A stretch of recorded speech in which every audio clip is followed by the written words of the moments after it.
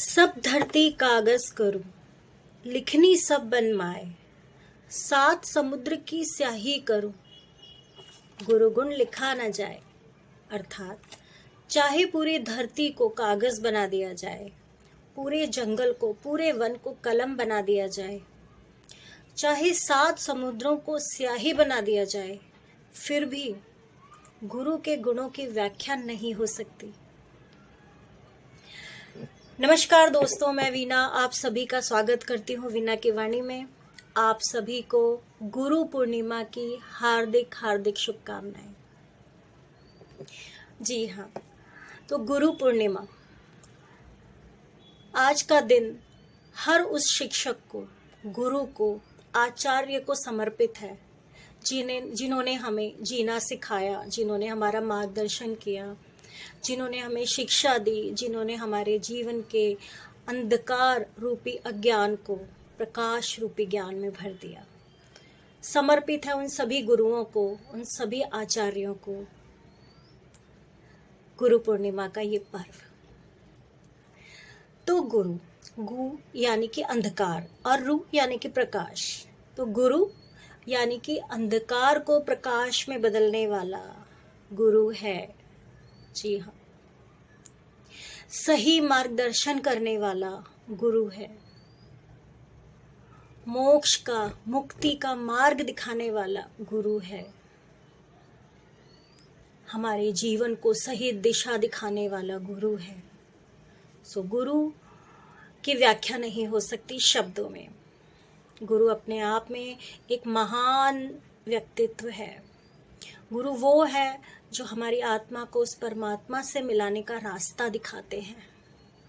जी हाँ, तो आप सभी को गुरु पूर्णिमा बहुत बहुत बहुत बहुत मुबारक हो।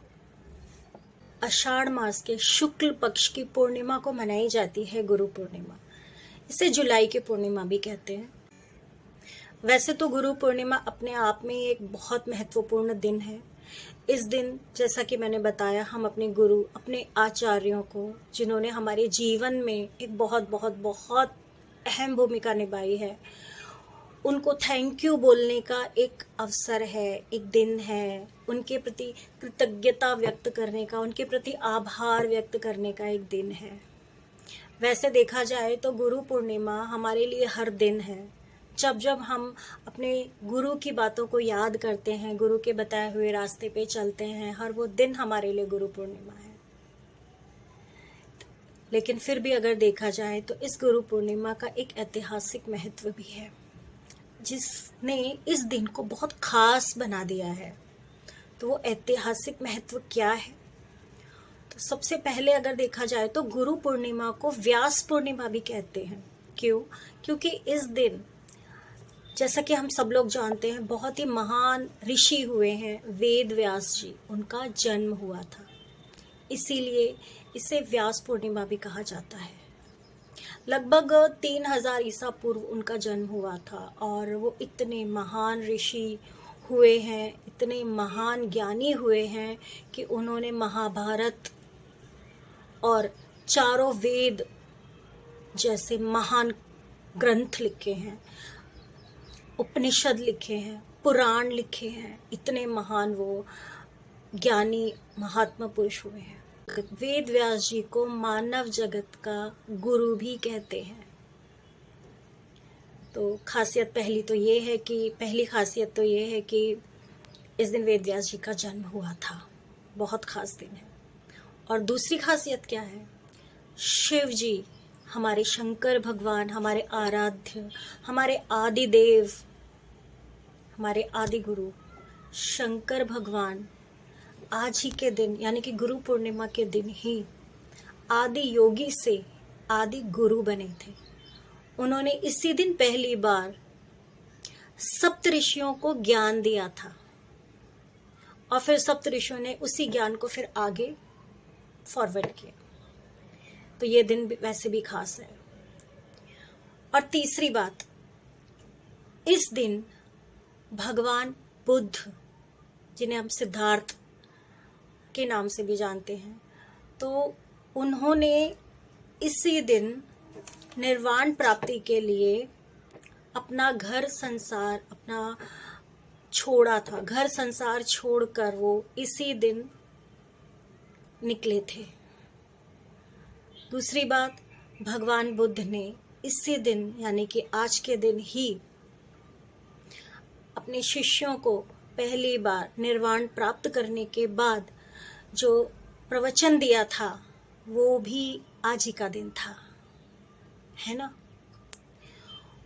और एक बात कि इसी दिन भगवान बुद्ध के जो पुत्र थे राहुल कुमार, उनका जन्म भी आज के दिन हुआ था,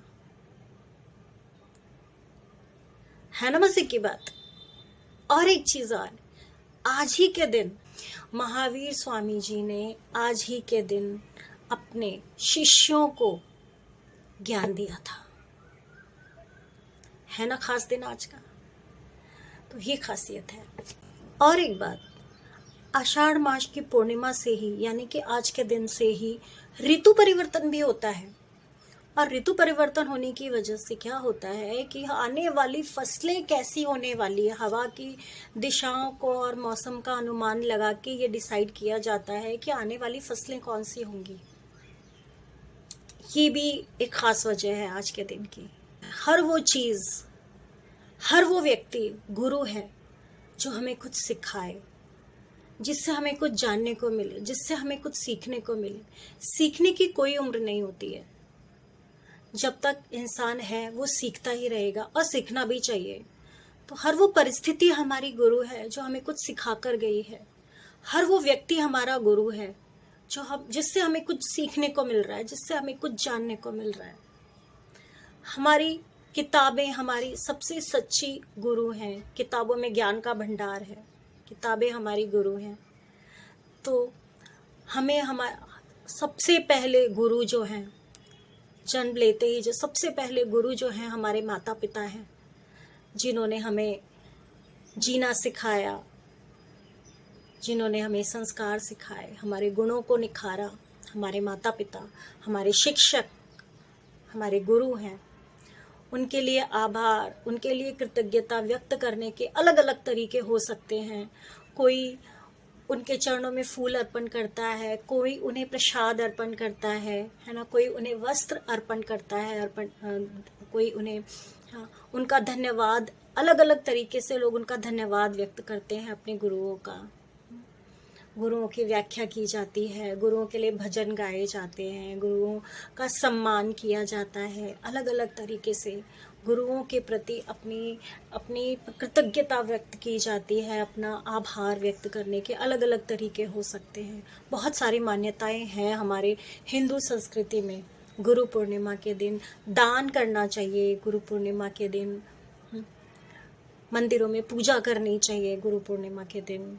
तो बहुत सारी ऐसी मान्यताएं हैं जो गुरु पूर्णिमा के दिन करनी चाहिए। वो सब एक अलग चीज़ें हैं, वो सब एक अलग बात है।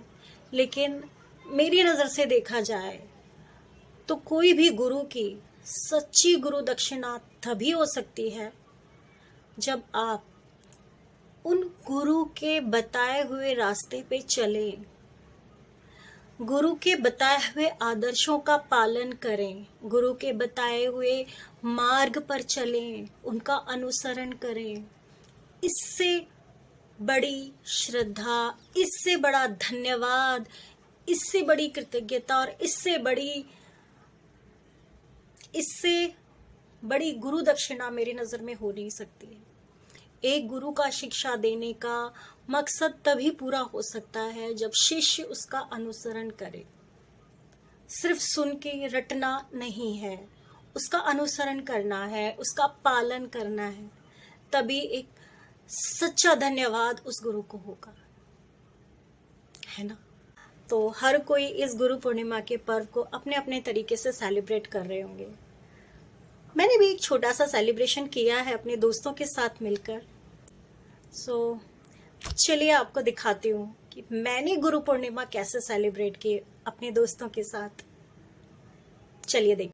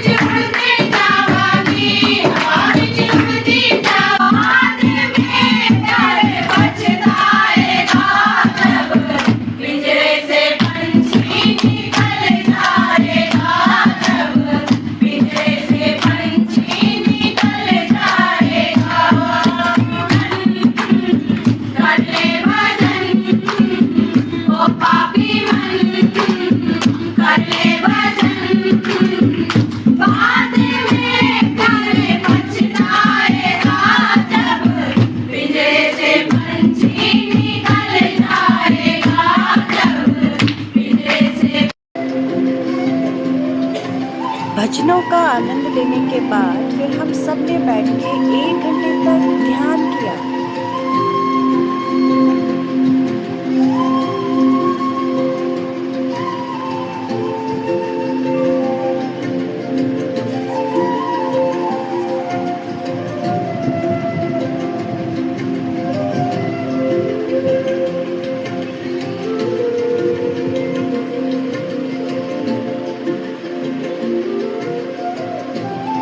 और फिर पेट पूजा। सो ये था मेरा छोटा सा एक सेलिब्रेशन। उम्मीद करती हूँ आपने भी आज के दिन को बहुत ही खुशी और हर्षोल्लास के साथ मनाया होगा। तो इजाज़त दीजिए अभी के लिए, मिलते हैं जल्दी ही अगले वीडियो में। अपना ख्याल रखिएगा, जुड़े रहिएगा। तब तक के लिए नमस्कार।